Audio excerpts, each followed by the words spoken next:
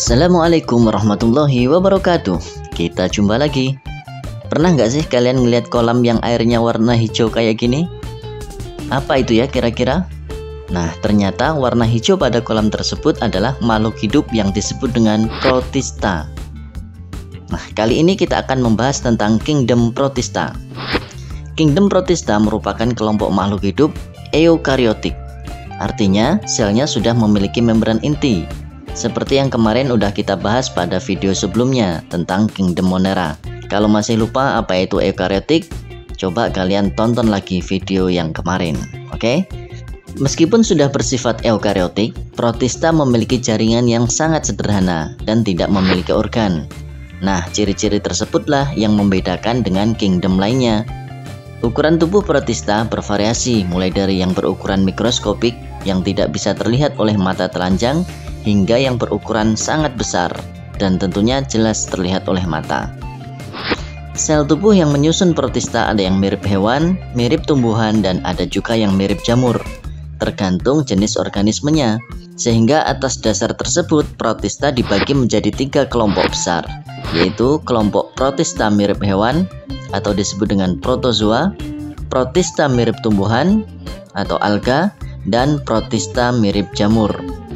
Nah, dikatakan protista mirip hewan karena selnya memiliki struktur seperti sel hewan, yaitu dia bersifat heterotrof dan tidak memiliki dinding sel.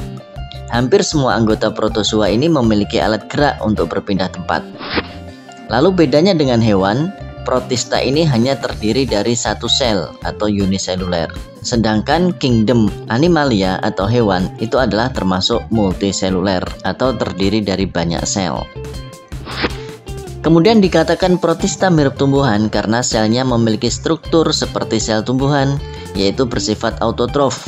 Ia memiliki pigmen fotosintetik. Kemudian berdinding sel. Dan hampir semua anggota alga ini tidak memiliki alat gerak. Bedanya dengan tumbuhan, meskipun protista ini ada yang multiseluler, jaringan yang terbentuk masih sangat sederhana. Ia tidak memiliki organ seperti akar, batang, ataupun daun, sebagaimana yang dimiliki oleh tumbuhan pada umumnya atau tumbuhan sejati. Begitu juga dengan protista mirip jamur. Dikatakan mirip jamur karena selnya memiliki struktur seperti sel jamur, yaitu bersifat heterotrof dan berdinding sel. Dan satu lagi, selnya berbentuk benang atau hifa, persis seperti jamur sejati. Bedanya dengan jamur sejati adalah dinding sel penyusun protista mirip jamur ini adalah berasal dari selulosa, berbeda dengan jamur sejati yang tersusun dari kitin. Setiap makhluk hidup yang ada di dunia ini tentu memiliki peranan, bukan? Nah, berikut ini adalah beberapa peranan protista dalam kehidupan. Yang pertama, Trypanosoma gambiense. Trypanosoma gambiense adalah jenis protozoa penyebab penyakit tidur. Parasit Trypanosoma gambiense ini ditularkan melalui gigitan lalat CC. Parasit ini akan masuk ke dalam tubuh manusia dan merusak sistem saraf, sehingga menyebabkan gejala seperti demam, sakit kepala, dan ciri khasnya adalah gangguan tidur, dan pada tahap lanjut bisa menyebabkan koma, bahkan kematian. Dan sebagian besar kasus penyakit tidur ini terjadi di wilayah sub-Sahara Afrika. Yang kedua ada Plasmodium malariae. Plasmodium malariae adalah jenis parasit yang berasal dari kelompok protozoa yang menyebabkan penyakit malaria.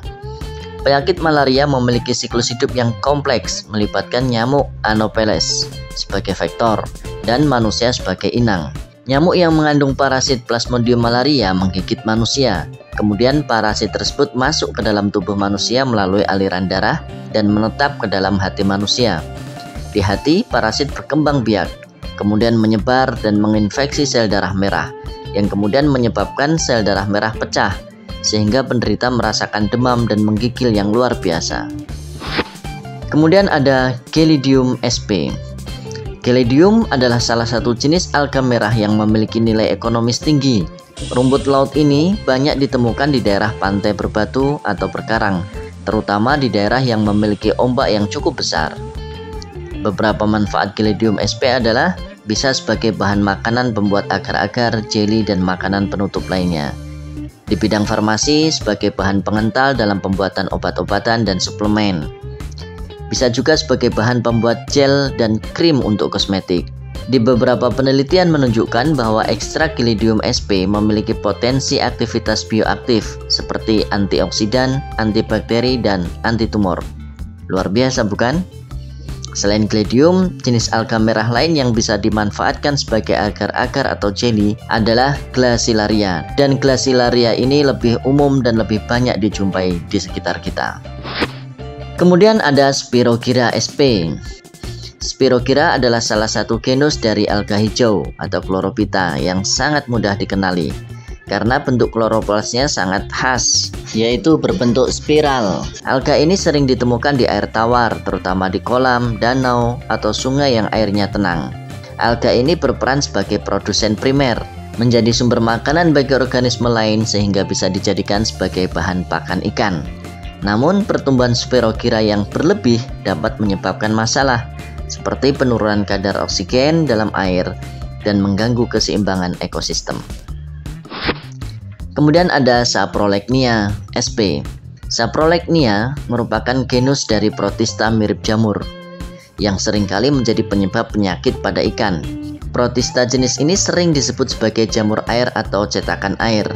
Infeksi Saprolegnia pada ikan menyebabkan penyakit saprolegnosis. Jamur ini akan menyerang kulit, sirip, dan insang ikan. Ikan yang terinfeksi akan terlihat memiliki bercak putih atau abu-abu pada tubuhnya.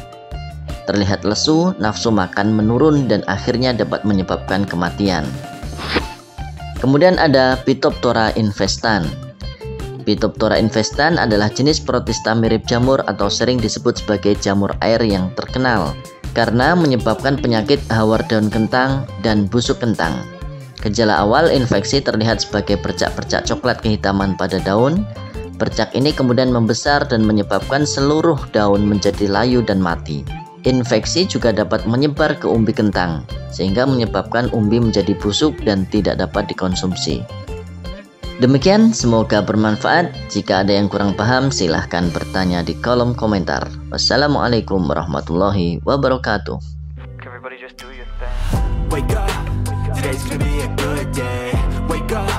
Today's gonna be a good day. Wake up. Today's gonna be a good day. Wake up. Today's gonna be a good day. Wake up. Today's gonna be a good day. Wake up.